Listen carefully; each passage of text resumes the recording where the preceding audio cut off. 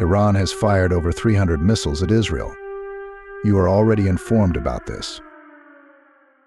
But do you know why? And what are the consequences? And what do Putin and Biden say about it? And who is more militarily prepared? You will find out all that in the next 8 minutes.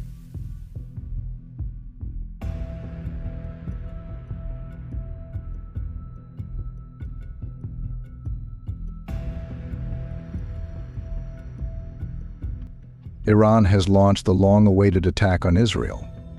Israeli forces had been on high alert for days due to the possibility of a direct attack from Tehran, and the roar of jets could be heard across the north of the country. The immediate cause of Iran's attack was the killing of Mohammad Reza Zahedi, a high-ranking leader of the Iranian Islamic Revolutionary Guard, which occurred on April 1st. According to Tehran, the IDF targeted the Iranian consulate in Damascus. According to the Israeli defense minister, very little damage was caused.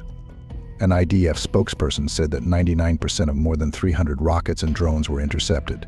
Sirens wailed across the country, and explosions were visible in the sky as the first wave hit Israel around 2 a.m. local time.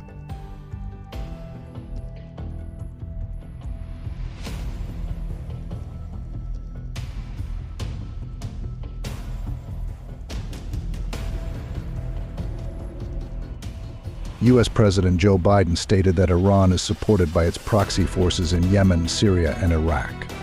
He praised the work of American personnel who helped defend against almost all drones and missiles fired by Iran.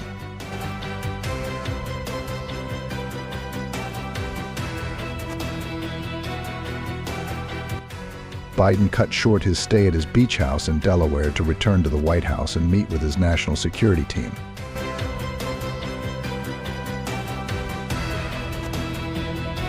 He said he would convene a meeting of G7 leaders, who unanimously condemned Iran's attack on Israel at the summit.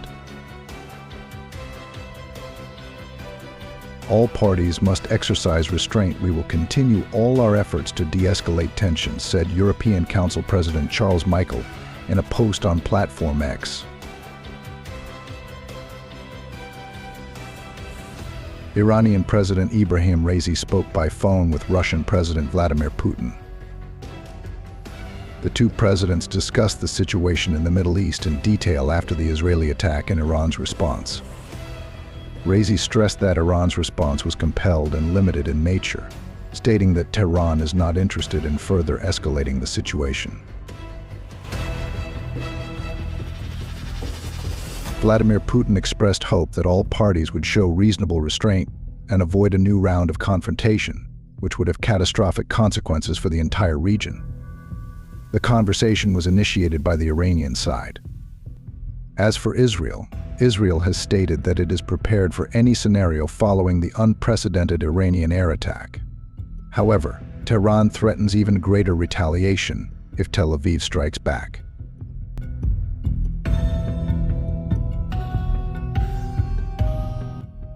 This is the first direct conflict between the two enemies, who have been waging a shadow war in the Middle East for years.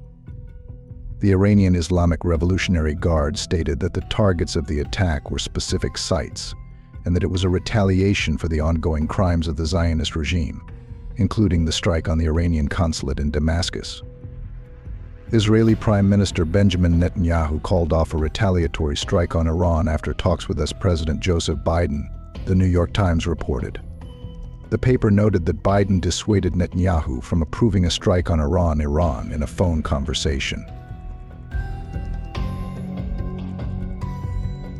Several members of Israel's war cabinet were reportedly in favor of launching a retaliatory strike on Iran, but this was abandoned due to the lack of serious damage in the Iranian attacks and Netanyahu's conversation with Biden.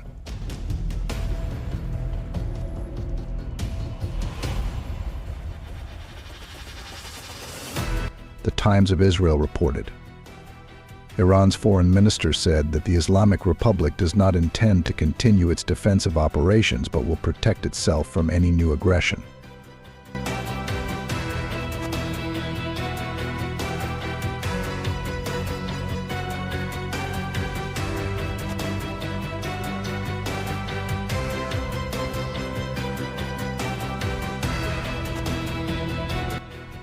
begin with, Iran has a population of 88.6 million people, while Israel has 9.56 million. The Iranian Revolutionary Guard has about 600,000 officers and soldiers, with another 300,000 in reserve. Additionally, there are about 80,000 members of the Basij Special Police, and a special unit within the Special Forces called Organization 900, composed of highly trained commandos. The budget for the Iranian Revolutionary Guard is estimated to be around $25 billion, one of the highest in the region.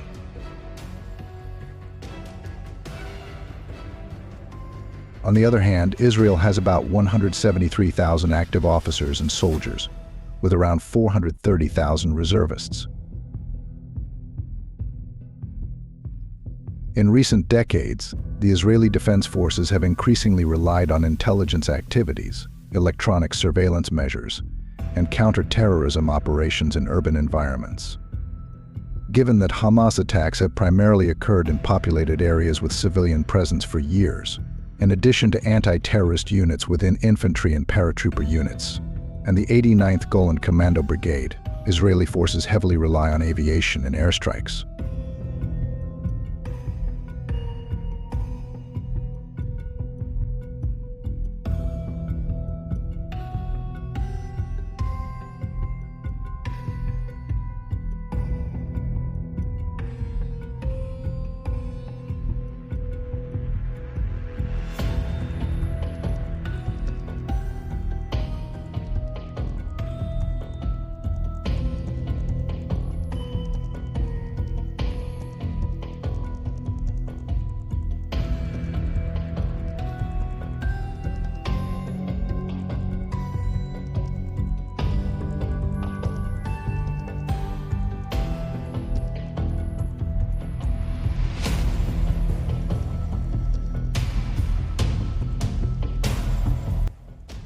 Within the Israeli Space Agency, military reconnaissance satellites are also managed.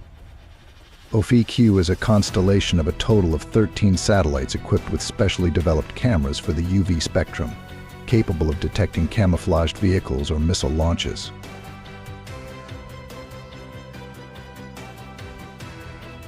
Ofi-Q satellites are positioned in orbit to cover the entire Middle East region and part of the Mediterranean. Whether the conflict between these two countries will turn into something bigger remains to be seen.